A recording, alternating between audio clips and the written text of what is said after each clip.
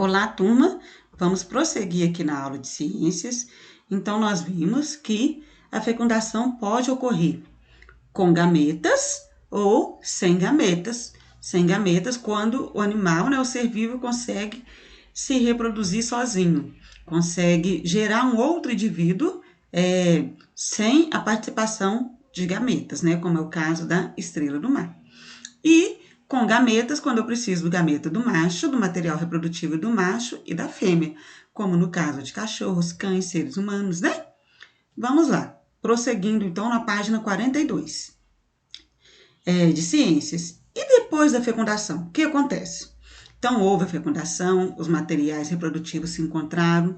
E aí? Depois que os gametas se encontram e que a fecundação ocorre, um novo indivíduo se forma, começa a se formar. E aí, a partir disso, os filhotes podem se desenvolver de formas diferentes. Como assim? Por exemplo, o ovo fora do corpo da mãe. Olha aqui, com a tartaruga, o exemplo de animal ovíparo. A tartaruga deixou, botou os ovos lá na areia da praia e deixou lá. Ela não precisa ficar lá chocando os ovos igual as galinhas, por exemplo, porque o próprio calor do sol ajuda no desenvolvimento das tartaruguinhas dentro dos ovos aí. Vários animais são ovíparos, ou seja, os filhotes se desenvolvem dentro dos ovos e fora do corpo da mãe. Então, os ovos aqui, os filhotes estão aqui dentro e vão se desenvolver aí dentro dos ovos, mas fora do corpo da mãe. Os ovos são depositados no ambiente e quando os filhotes estão prontos, eles quebram a casca e saem dos ovos, conforme nós já vimos. Galinhas, tartarugas e crocodilos possuem esse tipo de desenvolvimento do filhote. Essa figura aqui, mostra os ovos de tartarugas sendo colocados por uma fêmea e após botar os ovos na areia das praias, as tartarugas voltam para o mar. Os filhotes se desenvolvem dentro dos ovos, alimentando-se com substâncias nutritivas ali presentes. E quando estão prontos, saem dos ovos e vão para o mar, que é o que nós vimos lá na página, na nossa página virtual da nossa sala, sobre o projeto Tamar. E olha aqui que interessante. Este QR Code fala do projeto Tamar. As tartarugas marinhas enfrentam uma série de dificuldades ao ciclo da vida delas. Quer saber mais sobre isso? Acesse essa interessante animação em comemoração aos 30 anos do projeto Tamar.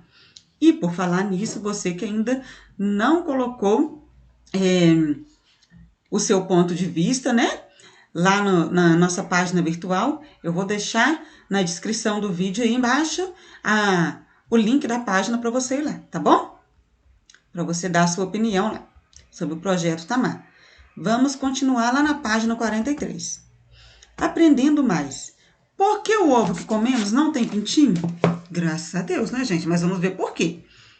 Os ovos que compramos nos supermercados são formados pelas galinhas sem que ocorra a fecundação. Só essa informação aqui já respondeu a pergunta. Não foi fecundado. A galinha ela pode produzir ovos com e sem pintinho. Como assim? Os ovos com pintinho são originários da fecundação. Quando há fecundação, Quando os gametas se encontraram, quando houve o material reprodutivo do galho da galinha, no caso. Esse tipo de ovo geralmente não é utilizado em nossa alimentação. Se não ocorre a fecundação, a galinha bota os ovos da mesma forma. Mas neste caso, sem que exista o pintinho se desenvolvendo dentro dele. Esses ovos são utilizados para o nosso consumo. Então, não houve fecundação desse ovo, a galinha não ficou lá chocando ele, não tem pintinho lá dentro, então esses ovos vão para os supermercados para serem consumidos. Em granjas, para a produção de ovos para o consumo, ou seja, para ser vendidos, as galinhas são deixadas separadas dos galos. Por que isso acontece? Justamente para não haver fecundação.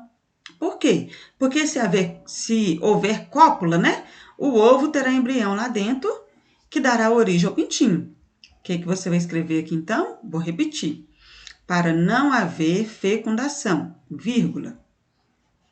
Pois se haver cópula, o ovo terá embrião, que dará origem ao pintinho. O que você tem que gravar aqui? Para que não haja fecundação, tá bom? Agora, tem exemplos de animais que, diferente da tartaruga, que deixa o ovo lá na praia, o ovo se desenvolve dentro do corpo da mãe. São exemplos disso alguns tubarões, que eles são chamados de ovovivíparos. Olha só, alguns animais produzem ovos e os mantêm dentro do corpo, até que os filhotes sejam prontos para sair deles.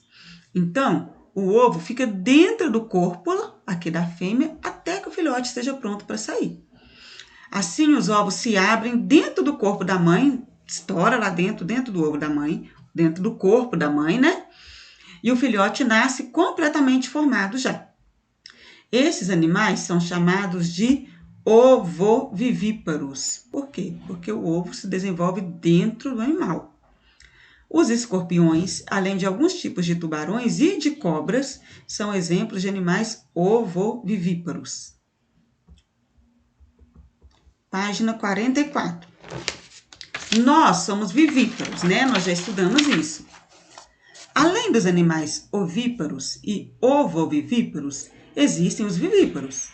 Nesses animais, após ocorrer a fecundação, o filhote continua dentro do corpo da mãe e depende dela para se nutrir durante todo o desenvolvimento. Todo alimento e proteção vem do organismo da mãe. No caso do bebê humano, é por meio do cordão umbilical, como nós já vimos, né? Ovelhas, cães, gatos e seres humanos são exemplos de animais vivíparos. Nesses animais, o filhote se desenvolve dentro de uma estrutura que fica no interior do corpo da mãe, tá bom? Que é a placenta. Pensando sobre, vamos ler aqui.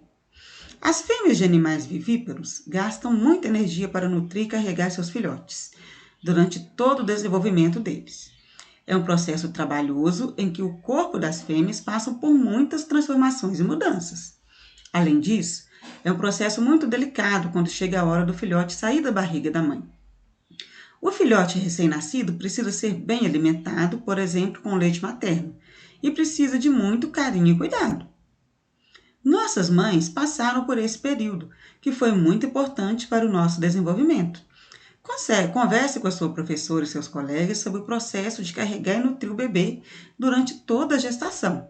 Nós podemos ter essa conversa, né, no nosso momento online. Ao reconhecer a importância desse processo, aproveite para agradecer a sua mãe por isso. Caso não seja possível agradecer sua mãe biológica, escolha alguém que te deu carinho e cuidou de você, ajudando a ser criança até hoje. Então, que tal fazer uma cartinha para a mamãe em agradecimento, né? A ela ter nos dado a vida, tá bom? Questão 10 da página 45. Considere os filhotes de animais ovíparos e vivíparos. Qual desses tipos de reprodução exige maior participação da mãe durante o desenvolvimento inicial do filhote? Justifique sua resposta. É o que acabamos de ler lá. É os vivíparos. Por quê? Porque o desenvolvimento acontece todo dentro do corpo da mãe. O que eu vou colocar aqui? Vivíparos, pois o desenvolvimento do filhote ocorre dentro do corpo da mãe. Questão 11. O cavalo marinho tem uma reprodução bastante interessante. Aqui é um macho de cavalo marinho grávido. As fêmeas é que colocam os gametas em bolsa que os machos possuem. Nessas bolsas, os gametas femininos são fecundados e se desenvolvem, utilizando os nutrientes do macho para este processo.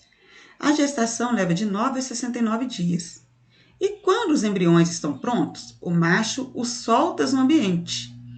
A imagem ao lado mostra um grávido macho. Com base nas informações dadas e em seus conhecimentos sobre os animais, compare a reprodução do cavalo marinho com a dos cães. O que você vai colocar aqui? Os dois são dentro do corpo, né? Só que o do cavalo marinho, por meio de ovos, né? Então, o cavalo marinho o filhote se desenvolve dentro do corpo do pai. E os cães, o filhote se desenvolve dentro do corpo da mãe. Tá bom? E vamos para a página 46 para concluir a aula de hoje, que nós vamos até essa página. Um outro aprendendo mais sobre estratégias diferentes de reproduzir. Os animais, então, possuem duas estratégias para a reprodução. A primeira delas se concentra na quantidade de filhotes gerados, ou seja, muitos filhotes. Neste caso, os animais produzem muitos gametas, assim, muitos filhotes, como é o caso dos peixes, né, que eu expliquei para vocês na aula anterior. Mas não gasta energia cuidando dos filhotes, não.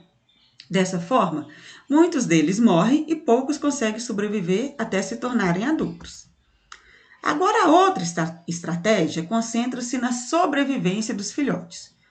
Poucos filhotes são gerados, mas eles são protegidos e nutridos pelos pais, o que aumenta muito a chance de sobreviverem até a fase adulta. Número 1.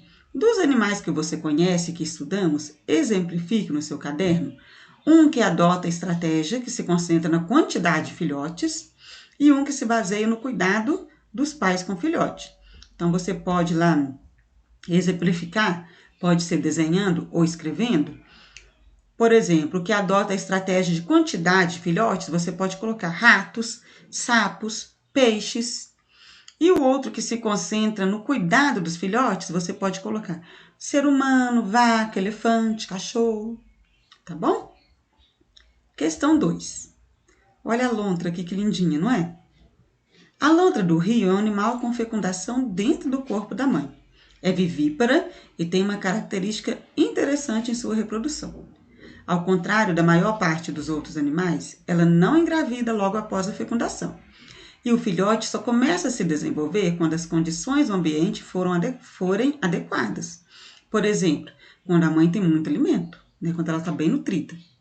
Essa característica auxilia ou prejudica a reprodução das lontras? Justifique sua resposta. Auxilia, né, gente? E muito. Você vai escrever aqui, então, que auxilia. Por quê, gente? Porque ela precisa encontrar um ambiente favorável, né? Para reproduzir e assim aumentam as chances do filhote sobreviver. E a lontra prioriza os cuidados com o filhote. Repetindo, favorável porque ela precisa encontrar condições favoráveis para a reprodução e isso aumenta a chance dos filhotes sobreviverem e se concentra no cuidado com os filhotes. Por hoje, então, é só até a página 46, até essa semana. E na próxima semana, nós vamos continuar este assunto. Beijos, turminha. Com Deus, Deus abençoe vocês.